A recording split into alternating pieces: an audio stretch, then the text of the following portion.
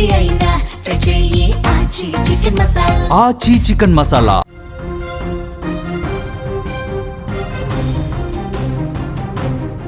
Telangana municipal ఎన్నికల బరిలో నిలిచిన జనసేన పార్టీ తొలి విజయాన్ని నమోదు చేసి బోణీ కొట్టింది. నల్గొండ జిల్లా నేరేడుచర్ల మున్సిపాలిటీ 14వ వార్డు నుంచి పోటీ చేసిన జనసేన అభ్యర్థి అర్రూరి విజయలక్ష్మి ప్రత్యర్థి మీద ఘన విజయం సాధించింది. తెలంగాణ గడ్డపై పార్టీ ఉనికిని చాటుతూ మున్సిపల్ పోరులో జనసేన జెండాను ఎగురవేయటం ఆ పార్టీ శ్రేణుల్లో కొత్త ఉత్సాహాన్ని తీసుకొచ్చిందని చెప్పాలి. ప్రధాన పార్టీలకు ధీటుగా అక్కడ కాంగ్రెస్, బీఆర్ఎస్ ఇంకా మిగతా కొన్ని పార్టీలను కూడా తోసిరాజని అక్కడ ఆ వార్డులో ప్రధానంగా జనసేన అభ్యర్థిని గెలిపించారు. రాష్ట్ర రాజకీయాల్లో ఒక హాట్ టాపిక్ అవుతుంది ఈ విషయం.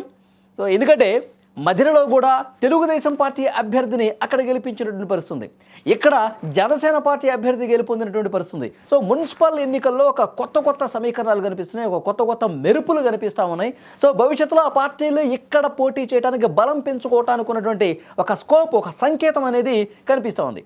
సో ఇదే విషయానికి సంబంధించి మరింత ఇన్ఫర్మేషన్ తెలుసుకునే ప్రయత్నం చేద్దాం. మా ప్రతినిధి సాయి లైవ్లో సిద్ధంగున్నారు. సాయి, సో మెరుపులు అయితే కనిపిస్తూ ఉన్నాయి మనకి. జనసేన పార్టీ అభ్యర్థి కూడా ఇక్కడ గెలిచినటువంటి సిచ్యువేషన్ ఉంది. ఈ గెలుపుని, ఈ విజయాన్ని ఆ పార్టీ శ్రేణులు ఎట్లా చూస్తూ ఉన్నాయి? వాళ్ళు ముఖ్యంగా నేరేడుచర్ల మున్సిపాలిటీ గురించి చెప్పుకుంటే వాళ్ళు చాలా పోలింగ్ కూడా ఎక్కువ జరిగింది. 79.24% ఇక్కడ నేరేడుచర్లలో పోలింగ్ పర్సంటేజ్ అనేది నమోదవ్వడం జరిగింది. ఓటర్లు చాలా చైతన్యవంతంగా ఇక్కడ ఓట్లు వేశారు. కొన్ని వార్డుల్లో అయితే 9వ వార్డు కానీ మిగతా వార్డుల్లో 85-80+ కూడా పోలింగ్ నమోదైంది వాళ్ళు. అందుకే ఈ భారీ పోలింగ్ అనేది ఏ పార్టీకి ఎవరికి అధికారం కట్టబెడుతుంది అనేది ఊహించలేని పరిస్థితి ఏర్పడింది. అందుకే ఇప్పుడు ఊహించని విధంగా 14వ వార్డు నుంచి జనసేన అభ్యర్థి గెలవడం అనేది ఒక్కసారిగా హాట్ టాపిక్ గా మారింది. ఎందుకంటే ఇక్కడ రాష్ట్ర రాజకీయాలు ఏ రకంగా ఉన్నా కూడా నేరేడుచర్ల వరకు వచ్చేసరికి ఏమైందంటే అక్కడ ఆ స్థానిక పరిస్థితులకు అనుగుణంగా కూటములు కట్టడం జరిగింది. కాంగ్రెస్ సిపిఐతో కలిసి అక్కడ వార్డులలో బరిలోకి దిగితే సిపిఎం అదేవిధంగా జనసేన కలిసి అక్కడ మాకు ఉన్నటువంటి స్నేహపూర్వకమైనటువంటి సంబంధాలు, లేకుంటే అక్కడ లోకల్ గా ఉన్నటువంటి వ్యక్తుల యొక్క ప్రాబల్యమో లేకుంటే వారి యొక్క పరిచయాలు తెలియదు, కానీ ఈ ముగ్గురు కలిసి అక్కడ మొత్తం 13,000 ఓటర్లు మాత్రమే ఉన్నారు. 13,000కు పైగా ఓటర్లు ఉన్నారు ఈ మున్సిపాలిటీ మొత్తంలో. పెద్ద మున్సిపాలిటీ ఏం కాదు, చిన్న మున్సిపాలిటీ. కానీ అక్కడ ఈ సమీకరణ అనేటివి జనసేన పార్టీ గెలవడంలో క్రియాశీలకంగా పోషించాయని చెప్పొచ్చు. బీఆర్ఎస్, సిపిఎం అదేవిధంగా జనసేన కలిసి దిగారు కాబట్టి ఆ ఒక్క స్థానము రావడానికి క్రియాశీలక పాత్ర పోషించని చెప్పొచ్చు. ఏదేమైనా కూడా జనసేన ఇప్పటికే ఒక ఖమ్మంలో అక్కడ టీడీపీ ఒక మెరిపించి ఒక వార్డు కైవసం చేసుకున్న సందర్భంలో హాట్ టాపిక్ గా మారితే ఇప్పుడు నల్గొండ జిల్లాలోని నేరేడుచర్ల మున్సిపాలిటీలో జనసేన పార్టీ అభ్యర్థి గెలిచి అక్కడ ఒక సంకేతాన్ని ఇవ్వడం జరిగింది. అంటే ప్రతి పార్టీకి కూడా ఇక్కడ స్థానం ఉంది అనేటువంటి ఒక సంకేతం అయితే కనిపిస్తుంది తెలంగాణలో. ఊహించని విధమైనటువంటి ఈ యొక్క రిజల్ట్స్ కారణంగా, ఎందుకంటే అక్కడ పరిస్థితుల కారణంగా జనసేన పార్టీ ఇక్కడ గెలుపు సాధించడం పట్ల, అంటే యాక్చువల్గా జనసేన పార్టీ తెలంగాణలో పవన్ కళ్యాణ్ గారికి సంబంధించిన అభిమానులు ఉండొచ్చు, జనసేన అభిమానించే వాళ్ళు ఉండొచ్చు, కానీ అంటే గెలుపును శాసించే పరిస్థితుల్లో అక్కడ ఎందుకంటే ఎప్పటి నుంచో వేళ్ళునుకుపోయినటువంటి అధికార కాంగ్రెస్ కావచ్చు, మొన్నటి వరకు అధికారంలో ఉన్నటువంటి బీఆర్ఎస్ కావచ్చు, సో వీటన్నిటినీ కాదని జనసేన అభ్యర్థిని గెలిపించిన పరిస్థితి ఉందంటే, అంటే ఇక్కడ అభ్యర్థిని చూసారా, లేదంటే పార్టీ కూడా కొంత ప్లస్ అయిందని చూడాలా, ఎట్లా చూడొచ్చు?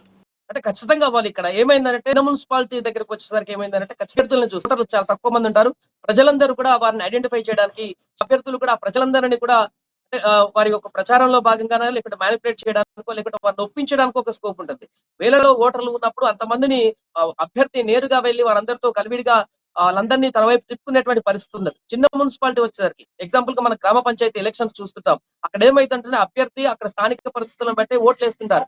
ఇక్కడ చిన్న మున్సిపాలిటీలతో కూడా ఇదే పరిస్థితి కనిపిస్తుంది. పార్టీలతో పాటుగా అభ్యర్థుల యొక్క ప్రాబల్యం అనేది కూడా మనకు క్రియాశీలకంగా కనిపిస్తుంది. ఎందుకంటే చాలా తక్కువ మంది ఓటర్లు ఉన్నారు కాబట్టి ఆ తక్కువ మందిని ఏ అభ్యర్థి అయితే బెస్ట్ అనేటువంటి ఒక ఆప్షన్ ఇచ్చి ఇస్తున్నటువంటి అవకాశం ఉంటుంది. ఈ నేపథ్యంలోనే ఇక్కడ మనం చెప్పుకున్న జనసేన గెలవడంలో పార్టీ ఒకటి, అదేవిధంగా అభ్యర్థుకున్నటువంటి బలాబలం ఒకటి, అదేవిధంగా సిపిఎం ముఖ్యంగా టిఆర్ఎస్ కూడా అక్కడ స్థానికంగా ఎంతో కొంత కారణం వాళ్ళు కూడా సపోర్ట్ చేయడం కారణంగా ఈ గెలుపు అని చెప్పుకోవచ్చు. ఎందుకంటే ప్రచారంలో చాలా హెవీగా యాక్టివ్ గా కనిపించలేదు జనసేన. ఎందుకంటే పవన్ కళ్యాణ్ గారు కూడా ప్రచారంలోకి రాలేదు. వచ్చి పార్టీ యాక్టివ్ గా ప్రచారానికి వచ్చి ముందుకు తీసుకువెళ్తే ఎక్కువ స్థానాలు వచ్చేయేమో, కానీ ఏం ప్రచారాన్ని కూడా చేయక ముందుకే స్టార్ క్యాంపెయినర్ ఆ పార్టీ అధ్యక్షుడు ప్రచారైనా కూడా ఒక స్థానం అయితే అక్కడ రావడం అనేది అయితే వారందరూ కూడా జనసేన అభ్యర్థులందరికీ లేకుంటే పార్టీ కార్యకర్తలందరికీ అయితే కొంత జోష్ అయితే వచ్చిందని చెప్పుకోవచ్చు.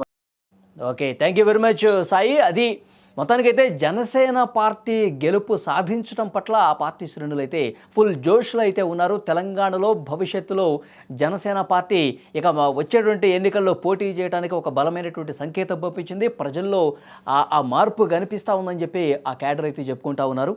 జనసేన పార్టీ ఇక భవిష్యత్తులో తెలంగాణలో కూడా ఎంటర్ కావాలి. తెలంగాణలో అన్ని రాజకీయ పార్టీలాగే, ఇక్కడున్న రాజకీయ పార్టీలాగే క్రియాశీలకంగా వ్యవహరించాల్సినటువంటి అవసరం ఉందని గుర్తు చేసే విధంగా ఈ ఎన్నిక అని చెప్పి ఆ పార్టీ నాయకులు చెప్పుకుంటున్నటువంటి పరిస్థితి ఉంది. సో అక్కడ మనం మదిరిలో చూసాం, తెలుగుదేశం పార్టీ జెండా రెపరెపలాడింది.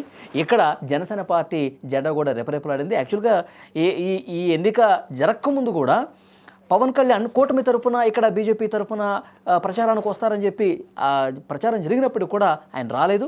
సో భవిష్యత్తులో ఇప్పుడు ఈ గెలుపుని చూసిన తర్వాత మనం బలం పుంజుకోవాల్సిన అవసరం ఉంది, ఇక్కడ మన పార్టీని నిలుపుకోవాల్సినటువంటి అవసరం ఉందని చెప్పి ఆ అధినాయకత్వం భావిస్తే కనుక డెఫినెట్గా భవిష్యత్తులో ఇక్కడ కూడా పార్టిసిపేట్ చేసే అవకాశం ఉందని చెప్పి ఈ ఫలితాలు రుజువు చేస్తూ ఉన్నాయి.